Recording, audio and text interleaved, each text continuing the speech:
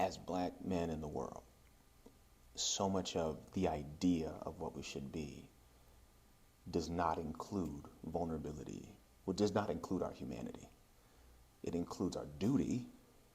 It includes who we should be for others, but it doesn't really include what is happening inside of us and the robust emotional lives that we have.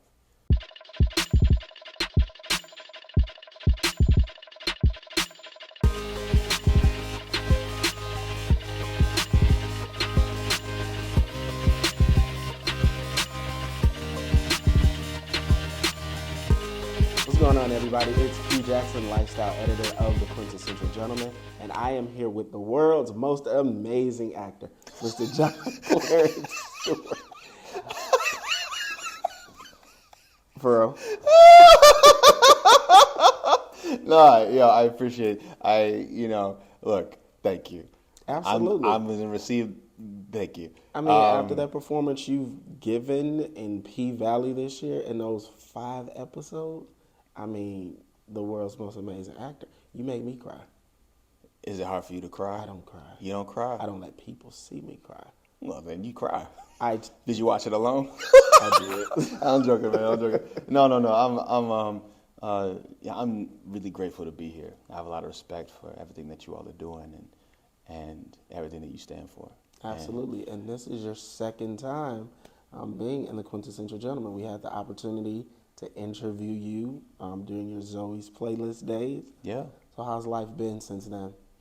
I mean, I've been really blessed. I've been really fortunate, to work on a show like Zoe's. That the reason I signed on to do that, like I said in that interview, was because a black man lost his dad. You know what I'm saying? And I lost my dad when I was 19, and that's the thing that connected me to that character. And then to go from that to Big Teak, who is someone that resonates with me on a variety of levels, but also reminds me of a lot of men that I grew up with. It's a way for me to honor them and to shed a light on a specific black man.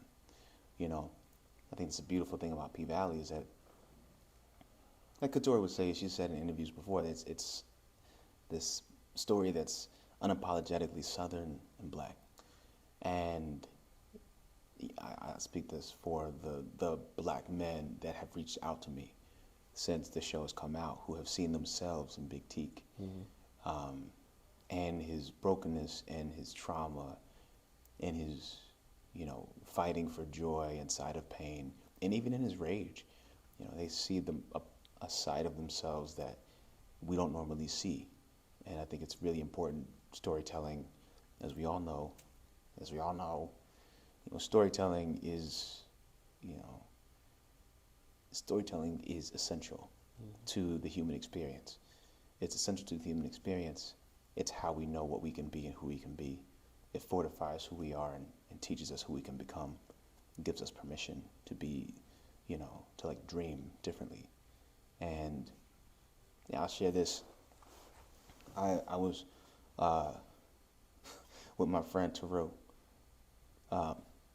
and we were leaving lunch one day recently, and there was a young black man who was a bellman at a hotel. And this young black man saw me, and his first thing was, he said, "Teak?" And I was like, "Yeah." He was like, "You a lot shorter than I thought you was going to be." And I was like, "Yeah, I know, whatever." And then it was just like, yeah, so then we just stood next to each other, facing out. And as we stood next to each other, facing out, he was just searching for words. And as he was searching for words, he was just like, "Yeah, your character, it really meant a lot to me, and mind you, I'm a black man from the South. I know that to take the time in a moment like that to find the words to communicate a thing is like climbing Everest in a moment. That's something that we don't do. But Teak resonated with him because he had a friend who'd recently done what Teak did to himself. And he went on to share, I'll keep the details to that conversation between us. But he just said that it meant a lot to him and showed me a picture of his friend. And it was just like, keep doing what you're doing.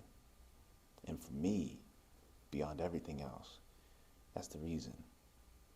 So that we can see ourselves and see the people that we love, the people that we've lost. Yeah. When you signed on to do the role, Mm-hmm.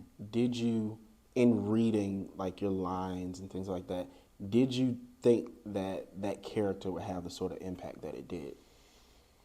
No, I didn't. I didn't know that the character was going to have the impact that it did. I signed on to the role because he impacted me, and I felt the responsibility to him. I felt connected. There's specifically a storyline in episode in the sides that I read initially in episode 204, and in those is this monologue about being a black man in America and in the world, and I felt like I'd never read anything that encapsulated the experience of being a black man in the world so well, and I was like, oh my gosh, I have to throw my hat in the ring for this, and that's the reason why I threw my hat into the ring. But after talking to Katori and hearing what her vision was for Big Teak, mind you, anyone that's seen themselves in Big Teak know that it was intentional. Mm-hmm. It's not a mistake. Katori, the team, they crafted this character for them. And I think this is P-Valley itself is a beautiful example of when a story is made for black people. It's for us, and people can watch it, and they can get everything they get because, the specificity makes it universal. But know that the intention was for us. So when I think of your character in those 5 episodes, I think of vulnerability, mm-hmm. I think of hurt, trauma, and I think of emotion. Mm-hmm. Did you feel that your character would put that out there, and did you feel like it would make the sort of impact that it did? Mm. And why do you feel like it was important for that to be seen on TV? Well, I'll start with the last half. Yeah. Because you ask questions in chapters. Oh. I'm joking. No, but the last part, I think that is important because we don't see ourselves. We so many times as black people, we see ourselves in these binaries. Like we either this or that. And we're in this renaissance of television and all of these different things, blah, blah, blah, all that stuff. But the goal in that, in my opinion, is to tell the gray area. We're so different, all of us. We're so varied from state to state, from county to county, from country to country. The black experience is not the same. And so it was really beautiful to tell this specific story. And then when it comes to the first part of the question, reiterate it. No, you answered it perfectly, so I don't even need the first part no more. Oh, really? No, you did. Oh, no, you talk about emotions. Vulnerability, trauma.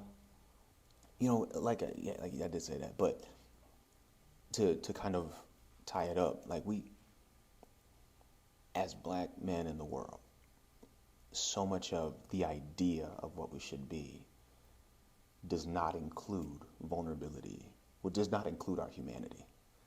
It includes our duty. It includes who we should be for others, but it doesn't really include what is happening inside of us and the robust emotional lives that we have.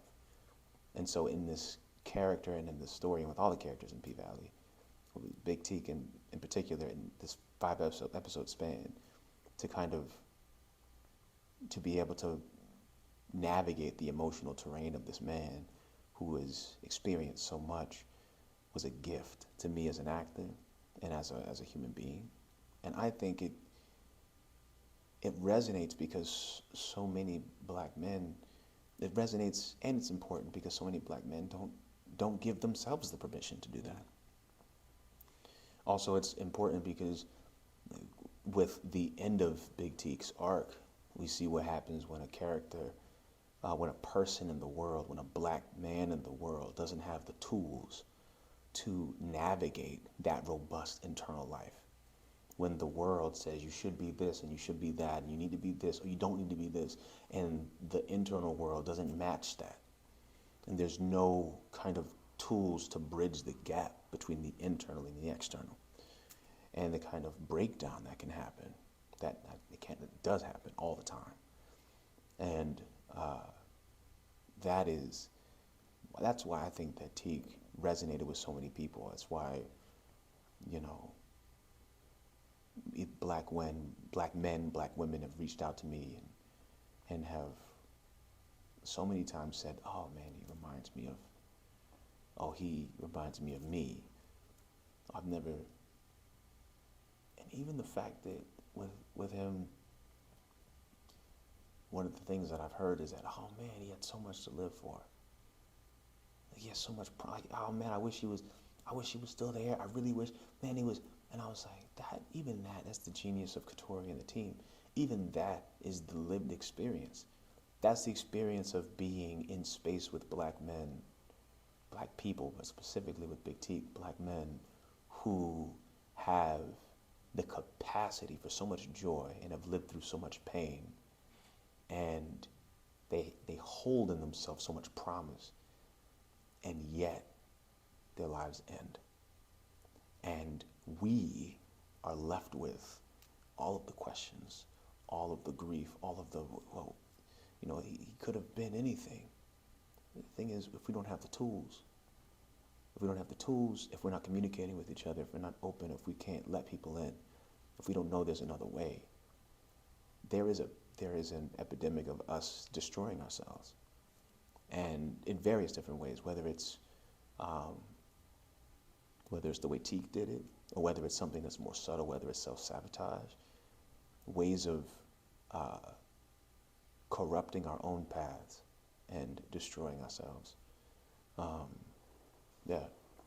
So, since your appearance on the show, how do you feel like your life has changed? How do you feel like, aside from some of the things that you've mentioned and some of the conversations you've had, excuse me, how have you impacted people?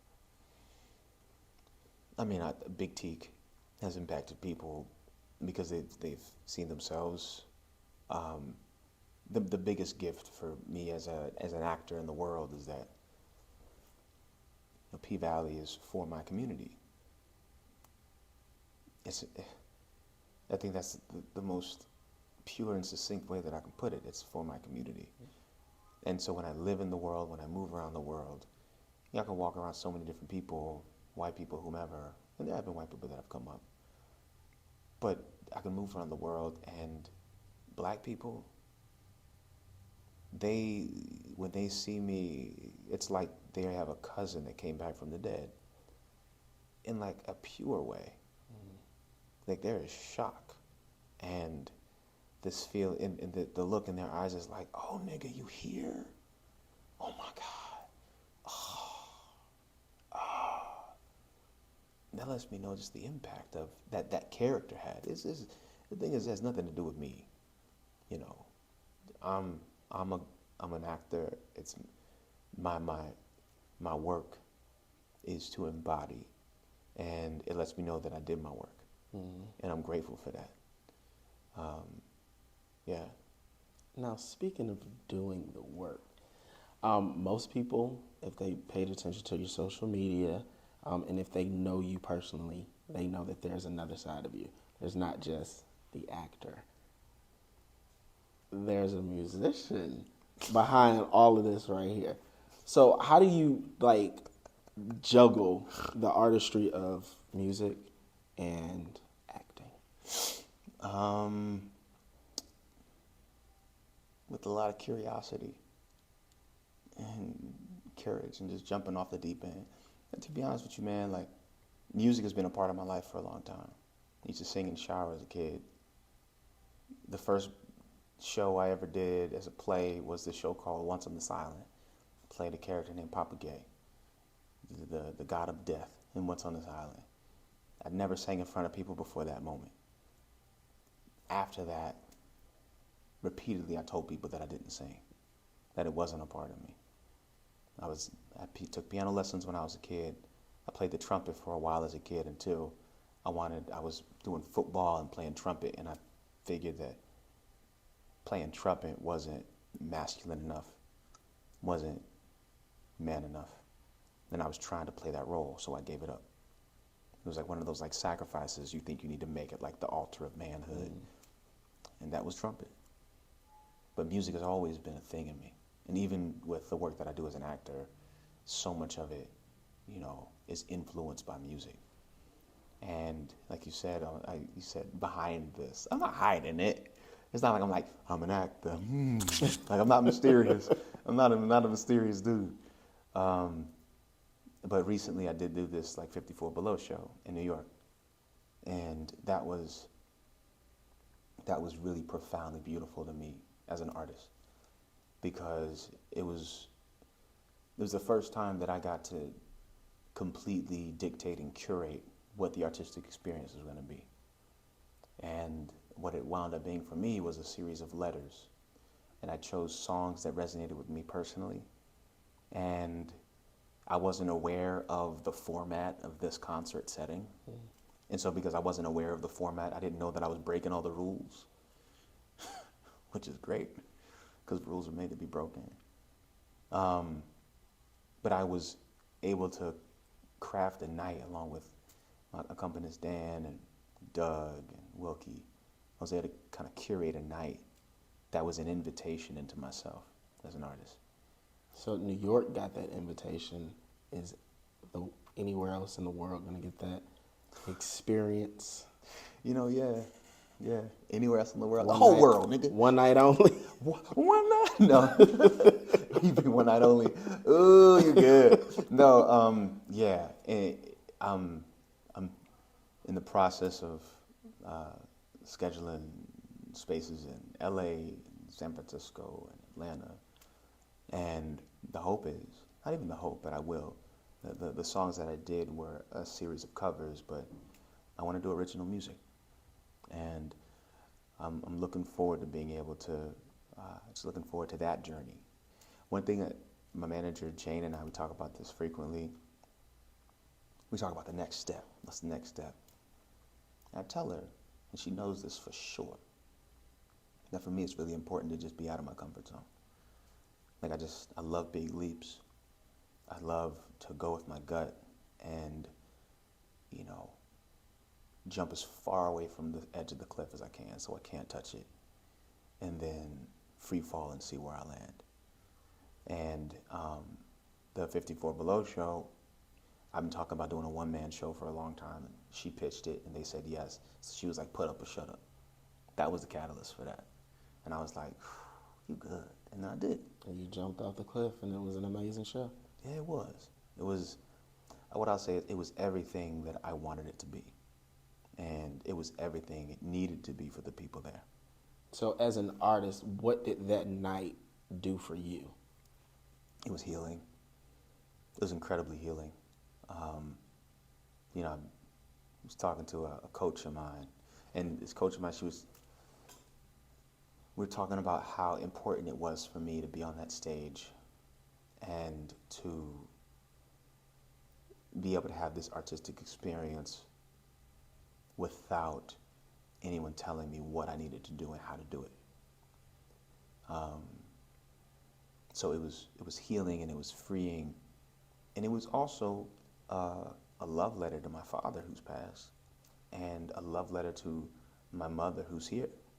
My mom, she's, in my opinion, she's the artist of the family.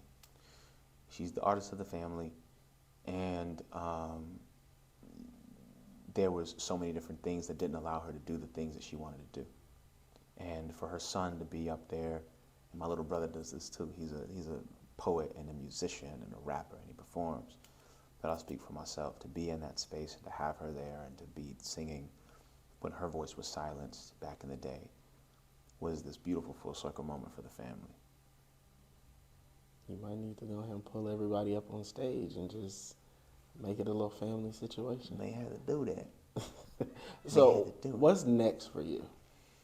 You know, I came to Atlanta right now for the Social Change Festival. It's a short film festival, and it's an incredible short film festival where all of the films, you know, they tackle some social issue, and each of the film that's admitted has to have an act, an admonishment for the audience, and an active thing to do on the back end. And I moderated the discussions after that film festival yesterday, actually, and it was profound and it was moving and it was beautiful for me.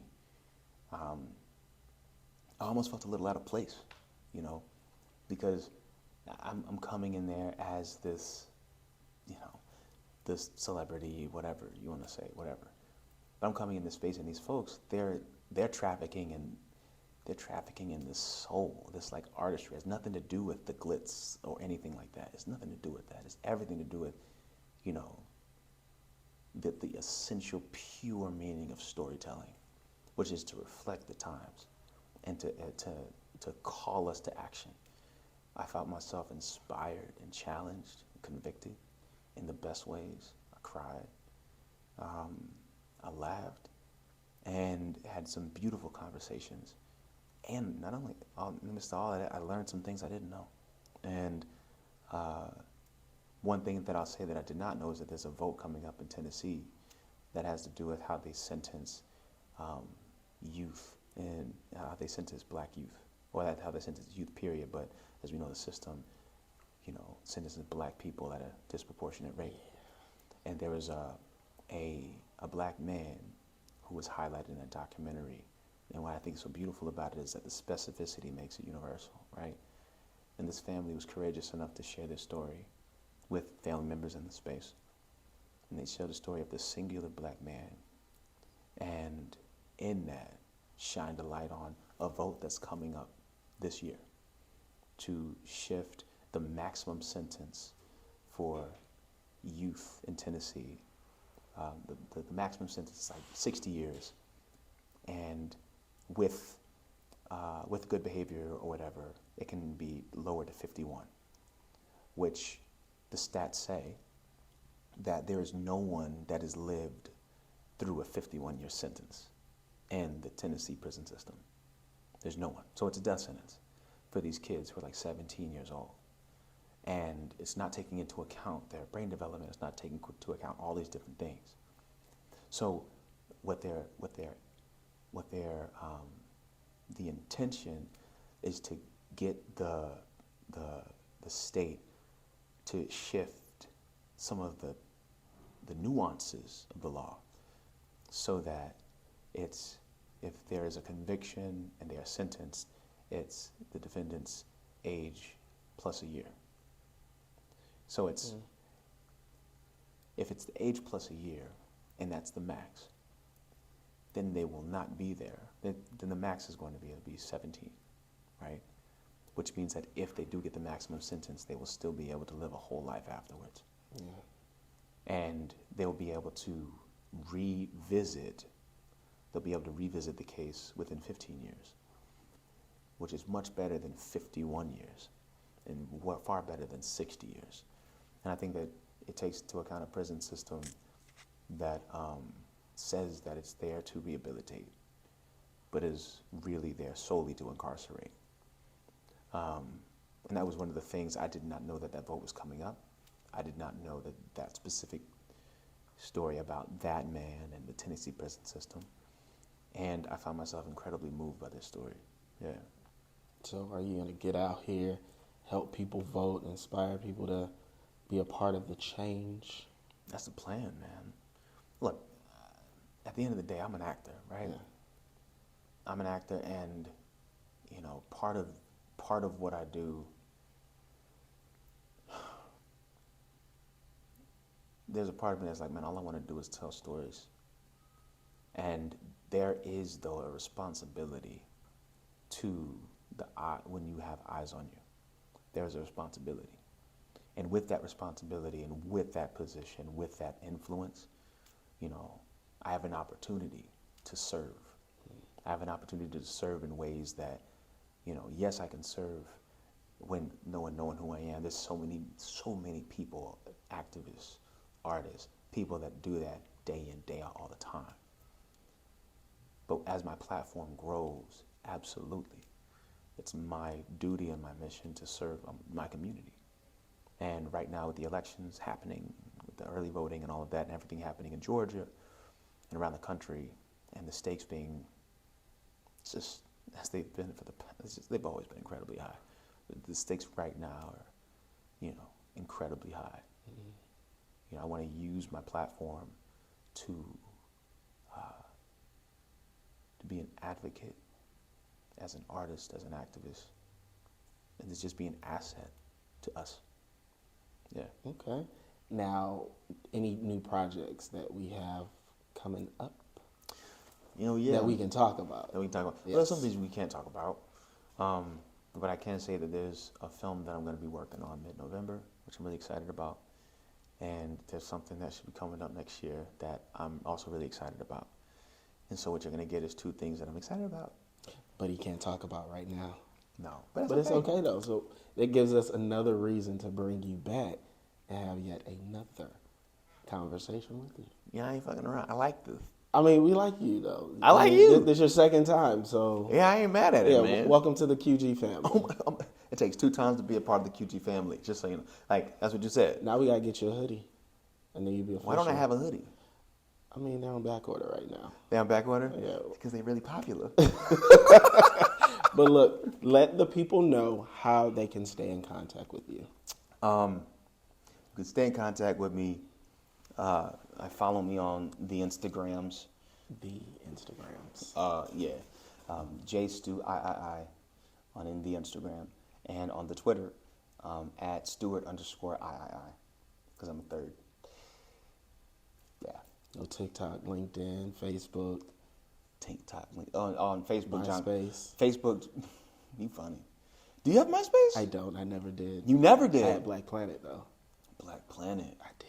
Oh, my God. I had Black Planet, but I wasn't very good at it. Okay. I wasn't very good at MySpace either.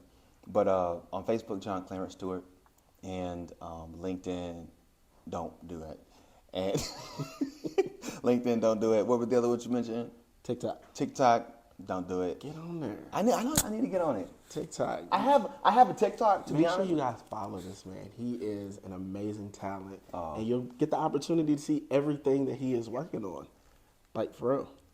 Thank you. I'm going to be paying attention. I appreciate that. Especially since you followed me. I followed him. Yeah. I appreciate it. And congratulations on everything you're doing. Thank you, brother. And look, next time you need to talk about something, we're here. We are Absolutely. here. And yo, the quintessential gentleman is here. Yes. And every time I come after this, you gotta wear that shirt. Same shirt. This exact one? This exact one. Oh God. Okay. Oh, Tigger looking motherfuckers. Whatever, man. I'm taking that hat. No, though. you can take it. Hold up. My hair's messed up under this because you don't have hair. I don't want to do that. No. It's okay. Thank you guys for tuning in. This has been another episode of an amazing Quintessential Gentleman interview.